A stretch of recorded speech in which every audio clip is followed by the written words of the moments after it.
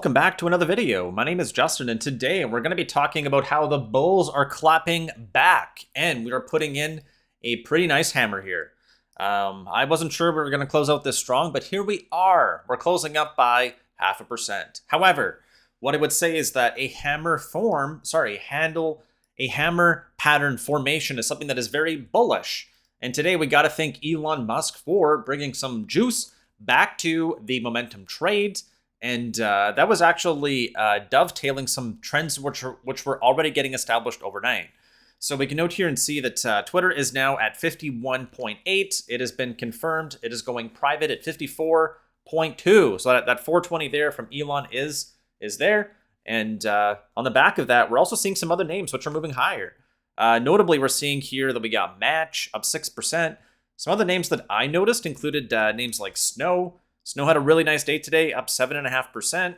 DocuSign, right? DocuSign up 4. DKNG, right? Even DKNG is up 5. And I think the reason why is because people are maybe a little bit scared about the company they might be short in or maybe not exposed enough to. Might be the next Twitter, might be the next buyout acquisition target.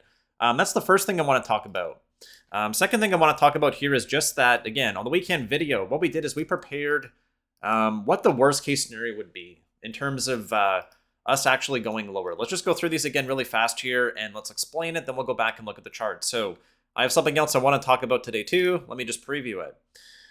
We do these polls pretty frequently, and whatever people vote for is the most popular one almost ends up being the opposite. So on Saturday, we asked, is the stock market heading back to yearly lows? 8 out of 10 people, or 83%, said yes. It's a pretty good sample size too, because we got 358 votes. And we look at what happened the last week. People thought we were going to be closing at 450. Where did we close? Substantially lower. So what does that mean? Again, it means that retail's ability to time things is just not as good as they think. So what does that mean? Do not try to time the market. Make sure that you are in good names that you fundamentally believe in, and let the rest be what happens. All right, so that's one of the things. Next thing is just that a third of the S&P 500 will report earnings this week. And what's really interesting about this is that, again, we're deflating expectations. So we're just going to read this really fast because I think it's very important for today. Heading into a crucial earnings week, there is plenty of anxiety already priced into valuations on Wall Street. Yep, look at the fear and greed index, right back down into fear. We were at 32 earlier today. So that's usually pretty, again, stocks bottom on fear. They don't bottom on greed, reflecting the expectation of 10 rate hikes over the next 18 months, right? That's a lot. What some are calling a too little too late battle against red hot inflation, but against an omnibus macroeconomic backdrop. Corporate earnings have actually held in there. A promising 78% of the 99 S&P 500, or roughly 20% of companies that have reported first quarter results, have been a beat. Wow. Doesn't feel like it, does it? Nope. This year's average beat rate easily eclipses the historical average of 66 of overachievers since 1994. Woo! Clap back for the bulls. Why? Again, the bar is very low. And here we're looking at we're not talking about 5 companies, not the S&P 5. Again, the 5 being Apple, Microsoft, Google, Amazon, Tesla, right? Maybe NVDA, maybe FaceThink, I don't know.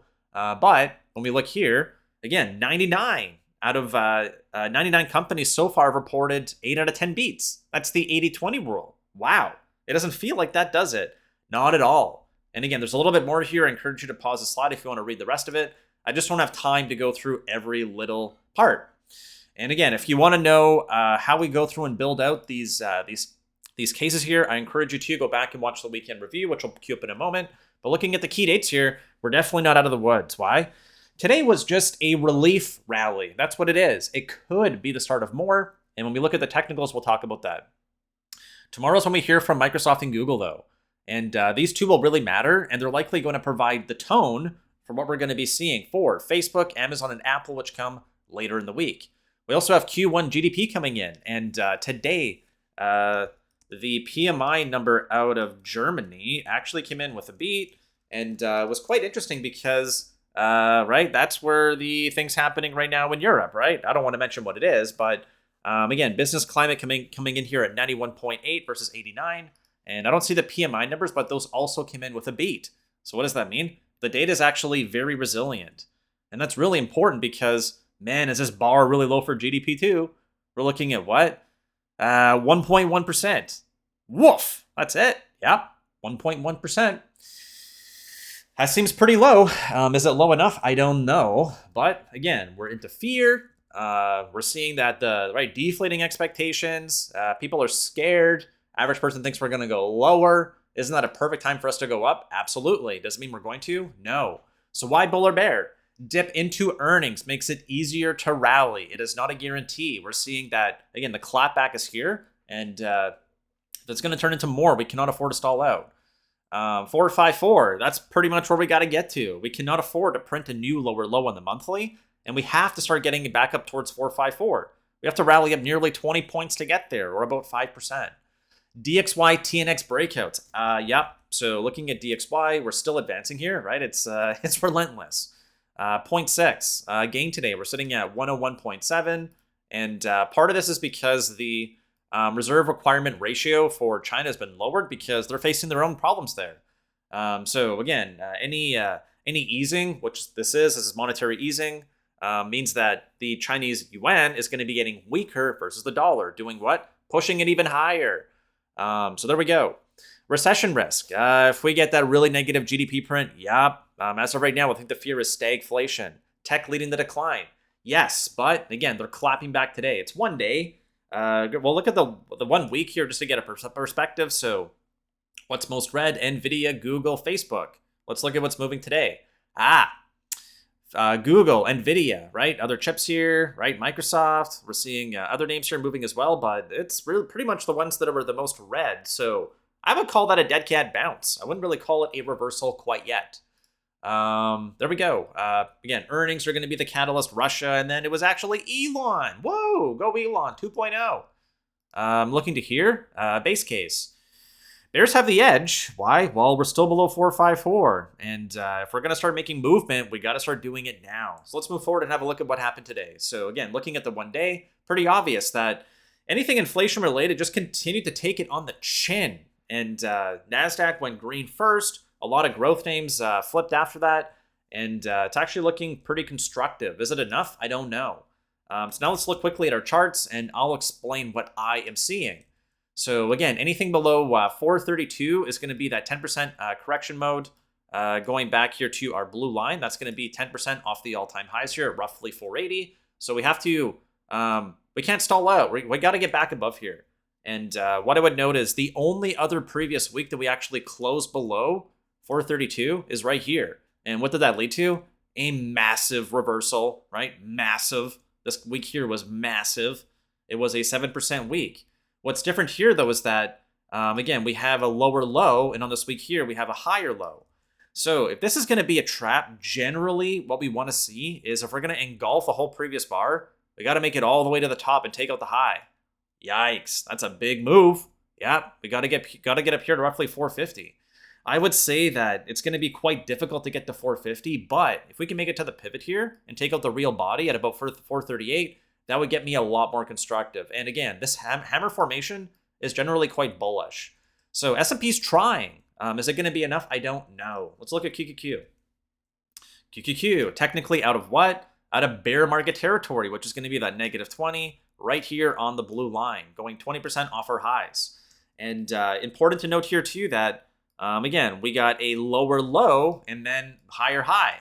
It engulfed the whole previous bar. So only wicks here, but that was the only time we actually closed below the blue line. Same week S&P closed in correction territory. So with the lows in, I do not want us to lose last week's low at all. What does that mean? We cannot go red on the week again. We're up by about 1.2% here on QQQ, and on SPY we're up we're up by about $2.50. That's all we can afford to lose. So that's pretty much what I'm going to be watching for to see whether or not there's going to be continuation. How long's the video been? It's probably at about 10-15 minutes. I don't have a timer, so I'm going to go through. If it needs to be longer, it's going to be longer. So I think what a lot of people are probably asking themselves is, Justin's flip-flopping again here, ready to tell us the bull story when he just told us we're going to be bear. Actually, I think that I've been pretty consistent in terms of what it would take for me to actually turn bullish or bearish. And to be honest, the price action's been very hard to call. So if we look here at the chart, again, look at the weekly chart, right? Down, up, down, hammer, down, up, down, trying to go back up. Man, is that hard to call? So when we're recording daily videos and weekly videos, we're trying to get people to click on the video. And if I tell you, nothing's changed, are you going to click? No. So what do? We put something on people we think people are going to click on with a title and a thumbnail.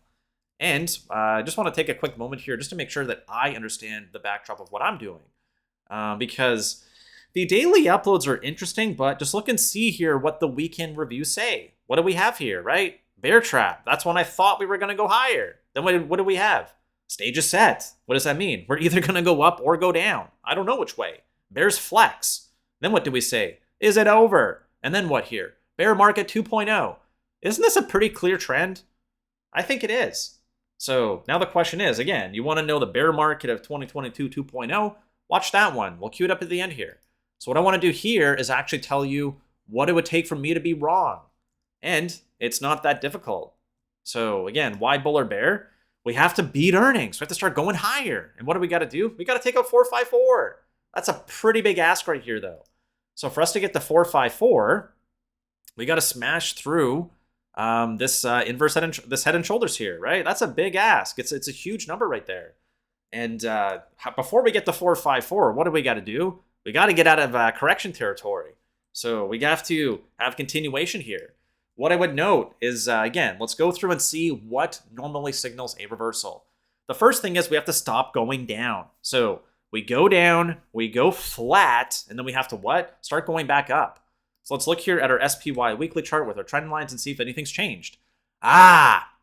Interesting. So what do we have? There's a downtrend, and what did we do? We opened up below it, we pushed below, it looked terrible, and then boom, back above it, breaking above the trend line. What does that mean? This is the start of going sideways. So this is not the reversal yet. I would call this a dead cat bounce with potential. And right, we didn't quite even save the lows here at 420.97. So 420.76, sorry. So gap down, check. Let's look at our daily volume here. Volume's actually pretty solid, right? Almost engulfed Friday's volume. What's more notable to me, though, is QQQ. Gap down, pump up on increasing volume. Interesting. Okay, so gap downs are usually for buying. We've got what? Whole bunch of fear. Check. Everyone saying that, oh my God, we have to revisit the lows now. Check. What else? Expectations are really low for earnings, as we mentioned on the weekend. So check. What else is leading? What was first to go green? Oh, it was the crypto. Yes, crypto was the first one to go green today. So what is this? A hammer. Let's look at ETH. Oh my goodness, what a hammer with volume. And even Doji, right? Mr. Doggy is rallying big time today. 25, 26%. Why? Elon is buying Twitter. And he was talking about using Doge for Twitter Blue. So boom, there we go. Elon still got it. What else was green today? Oh my goodness, ARK is already what? Engulfed the whole previous bar. What? Yeah, it's up 3.6. So the riskiest assets are what? Leading to the upside. We're seeing that the growth names, and let's look through some of these, right? Uranium, right? Down, right? 3%. Let's look at gold. Oh, gold had a terrible day today. Yup, big bear pivot, down 1.7. TNX. It's red, it's not terrible, but it's down 2.7. So again, isn't that a lot of the recipe we would expect to see to know that we're going risk on? With QQQ leading? Oh, it is. QQQ's up 1.2. It's up twice as much as SPY here. Oh, it is. In our group, we have other signals we look at too, and I can tell you that they were all flashing today. And I'm seeing a huge potential setting up here. We don't have the confirmation yet, so we'll talk about that when that happens. The last thing is just whether or not these bulls still even have any juice. And let's look at the options chain to see whether or not they do. Oh my goodness, what is this? Is it payday today? Yes, it's payday for the bulls. When we were showing on Friday how every put got paid out, well, everything got smoked today. Every single bear got burnt. There's a whole bunch of puts here which are now worthless. Which ones? 421, right? We got 180,000 there. 422, 423, 424, 425, 426, 427, 428. That's a whole bunch of puts. Again, that's 300,000, roughly 550, 650, 700. Yep, that's a lot. Over here, paid 422. Pay this man his money. 423. 424. Pay this man his money. 425. Pay this man his money. 426. Pay the man his money. Pay him. Pay him. And there's continuation all the way to Friday. So, again, this is just incredibly hard to trade. And options are quite elevated right now because the VIX is high. But these numbers are big. And that's a big bracket. The only ones that didn't quite get paid out that were a big stack are 430. So I'm noticing the bulls are charging. It's a clapback. They got paid today. And Bears got paid on Friday. So let's look and see who's really in control. But with that said, I'm seeing a lot of the evidence that I need to show the start of a reversal. We have to wait for the feedback going into Thursday close, which is going to be Microsoft and Google reporting earnings. So what does that mean? We have to wait till Wednesday open to confirm whether or not what we're seeing is what we want. And again, most important level is going to be 432 for SPY. If we get there by Friday, it means maybe we're starting a reversal. Until then, this is a dead cat bounce, which with a lot of positive, signals, but there is no confirmation. So, like I said, if you want to watch the deeper prep on the bear market of 2022 2.0, I encourage you to watch the video, which will queue up here in a moment. Otherwise, thank you for watching, and we will see you tomorrow.